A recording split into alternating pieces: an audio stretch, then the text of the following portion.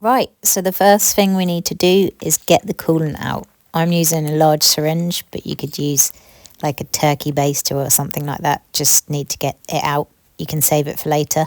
Then you've got to unplug this wire at the back. It's got 2 silver clips you have to push to pull it out.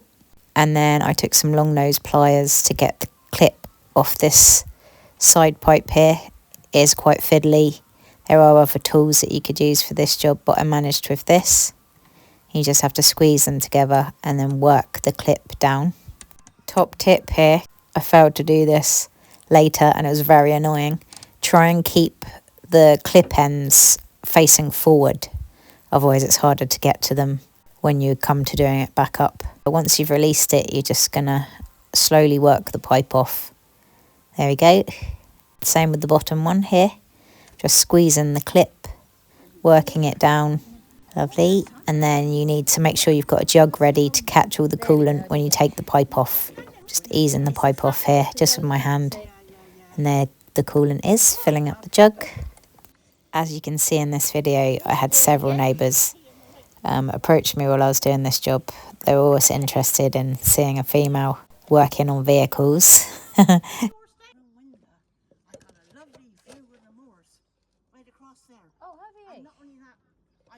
Keep your jug ready for any other coolant from the pipes that you need to save.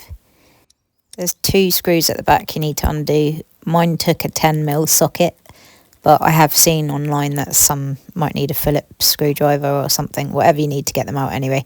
There's one on the right and one on the left. The one on the right is definitely the easiest because there's not much in the way.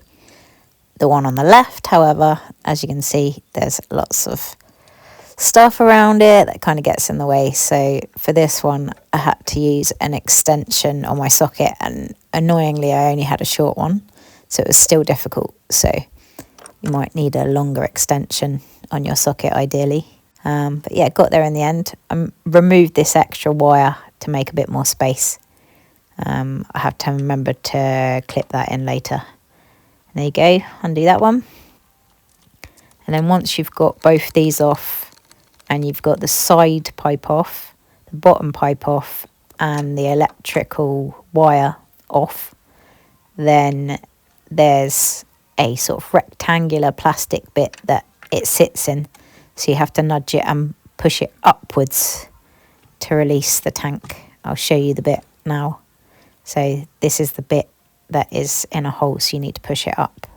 There you go, it's off. And then you just need to put your new one in, do the reverse of what you did before. So add the bottom pipe.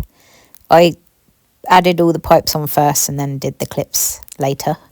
So yeah, reposition it so that you can get your screws in. Make sure that rectangular bit at the bottom is in the hole.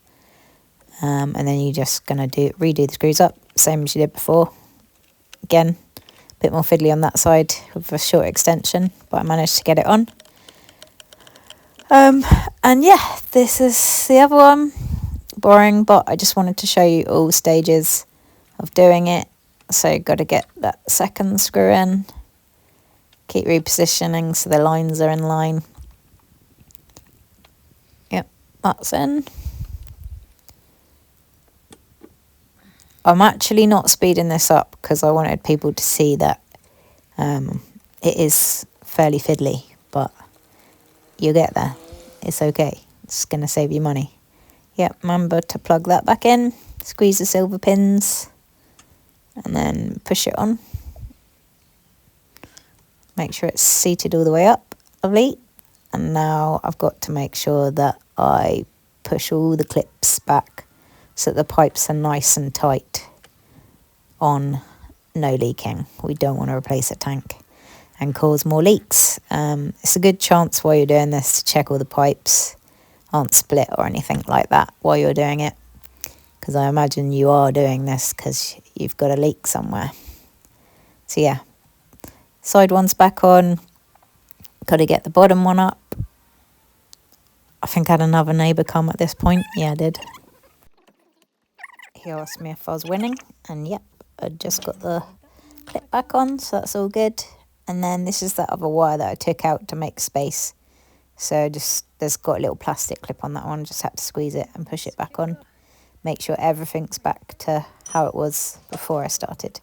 Another good thing about videoing things, this one's quite a simple job, but if I'm doing anything on the van, I always try and video in case I forget one step. And there we go, all done.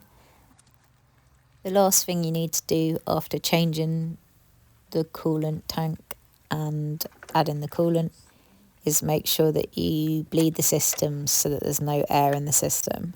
And you can get guides of how to do this. There's plenty of them online, so make sure you do it though. Otherwise you could have further problems. Here's the old tank, look how grotty it is. And actually that plastic bit there was quite brittle as well, so here it is, lovely.